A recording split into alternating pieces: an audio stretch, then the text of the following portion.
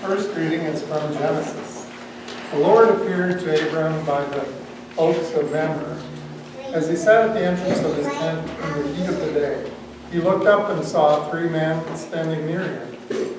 When he saw them, he ran from the tent entrance to meet them, and he bowed down to the ground. He said, "My Lord, if I find favor with you, do not pass by your servant. Let a little water be brought, and wash your feet, and rest yourselves under the tree.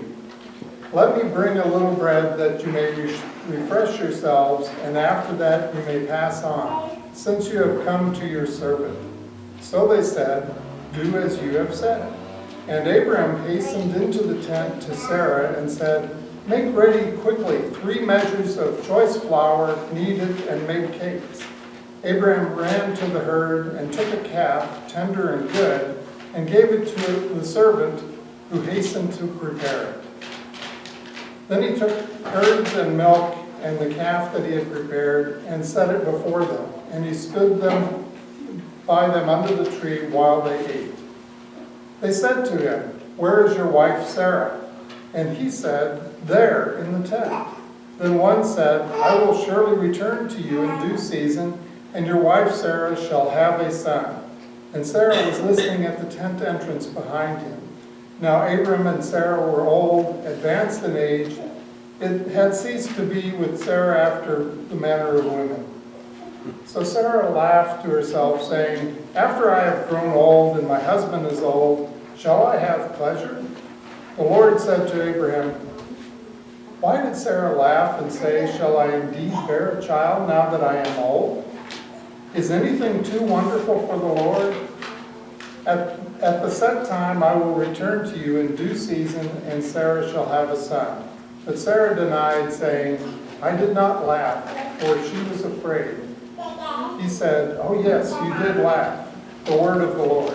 Thanks be to God. This past week I was talking with Donna, who is our office administrator, about the appointed readings for the week. And she commented how appropriate it is that I get the baby reading. And it is a little bit ironic. I remember a year and a half ago when I was preparing to get married that I also had to preach on the 10 bridesmaids and the wedding feast.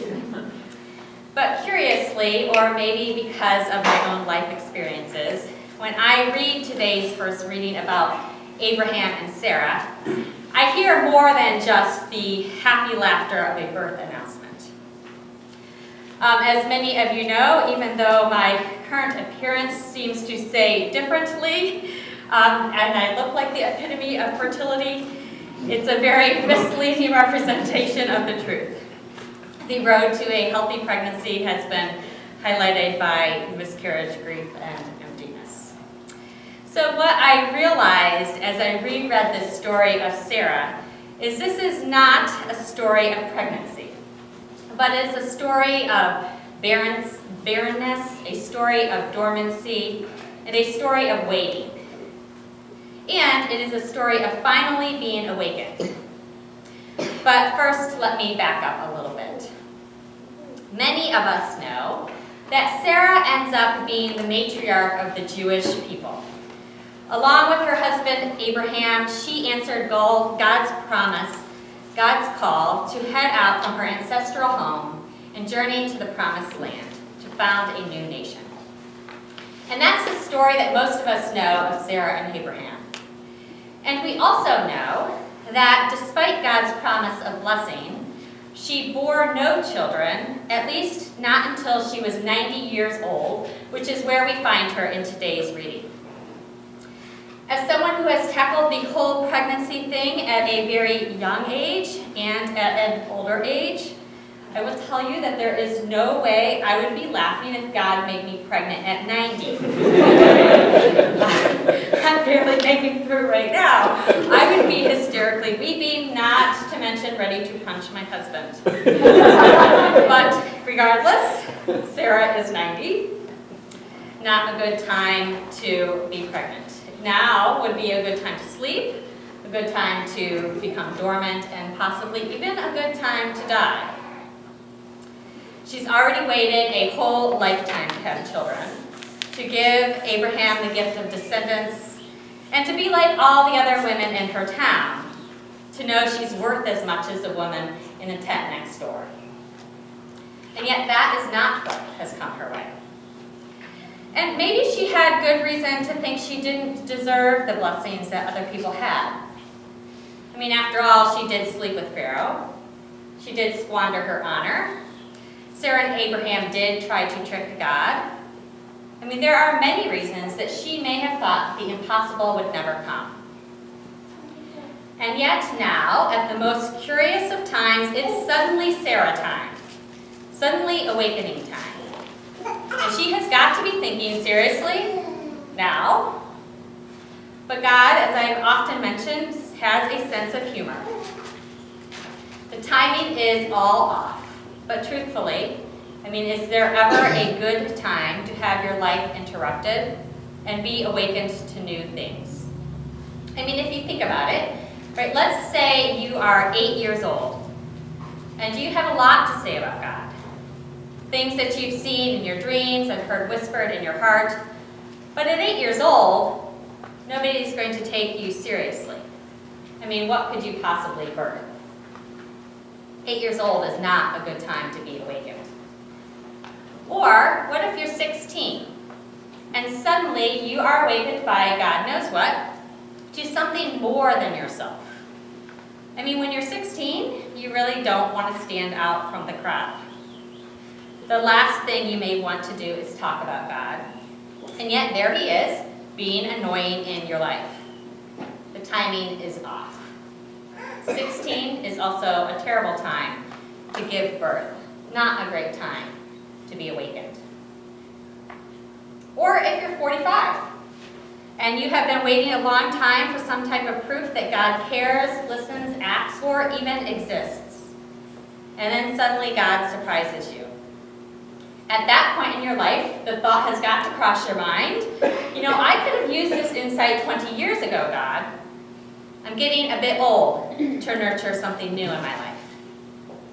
45 is also not a great time to be awakened. Or 80.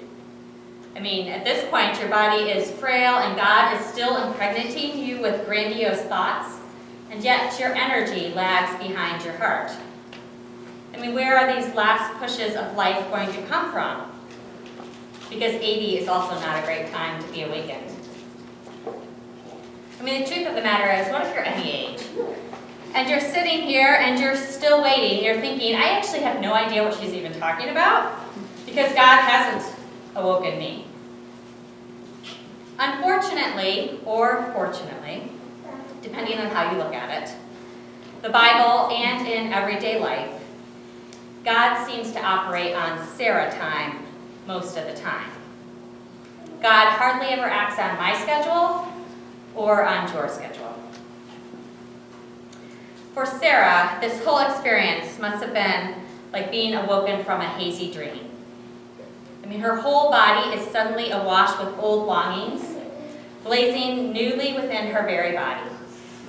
To feel a fresh sensation of aliveness, for her body to suddenly ache with yearning beyond all reason, I mean, that must have messed with her head. That's not a good time to be woken up like this. And I was wondering, as I was thinking about this, have you, I mean, if you're a parent, you probably have you ever watched somebody waking up, you know, they're being awoken from a deep sleep? Well, I still wake my youngest son in the morning, even though he's 14. And I know that at 14 he can set up an alarm clock. My older two boys actually have long since decided that they would prefer to set an alarm clock than to have mom wake them up. But Cooper still enjoys it. And so typically I will sit on the edge of his bed and I'll rub his back a little bit. And he slowly sort of wiggles it around in his bed. When his body finally instinctively rolls over to me, he knows that I am the source of his disruption. And a little bit of, you know, a little smile creeps over his face, even if I'm saying it's time to get up for school.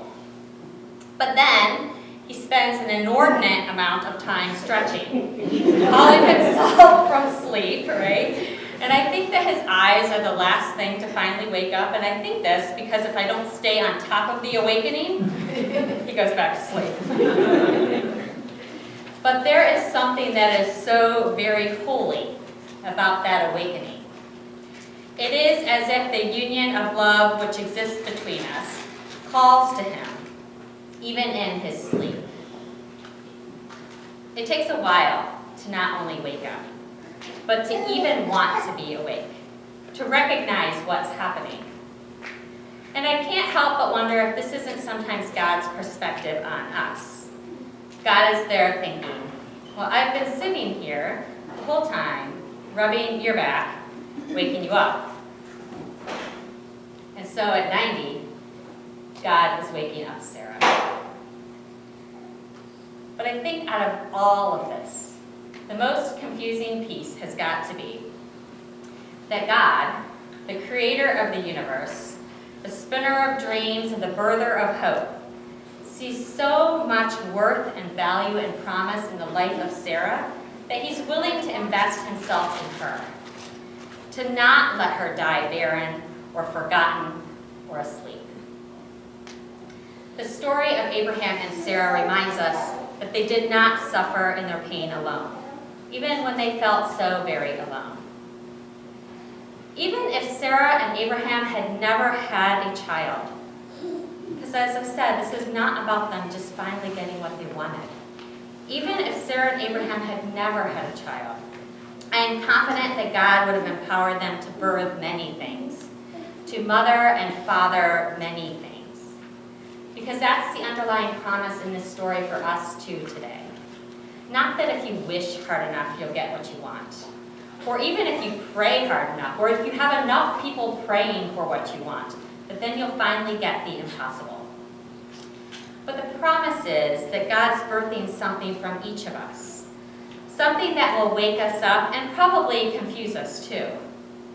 Because God is not content to allow us to lie in dormancy, to die. Because you don't let your children sleep through life. And if you allow a little bit of that promise, that God's not going to allow you to just sleep through life, that will open up more than just your future. It will open up your womb. And if you're a guy, in God's perspective, you have a womb, you have something to birth also. A bit farther on, at the very end of this story, Sarah, she laughs. And probably laughter hadn't come in a very long time. But finally, at 90 years of age, it did. If you've ever faced barrenness or emptiness or dormancy of any kind, then you know how very precious laughter can feel. And she laughs not just because of how ridiculous this whole notion is, but also probably because she gave up crying and hoping a long time ago. And I think that her laughter expresses so much of how it is once we are awakened.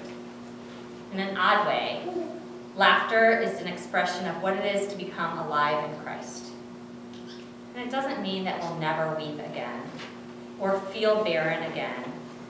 But it does mean that once we start waking up, it's much harder to shut our eyes to what we've seen and heard and known and held. It means that we can no longer go back to sleep. And it means, from God's perspective, that we're going to have a bit of insomnia, because we'll be birthing a lot of new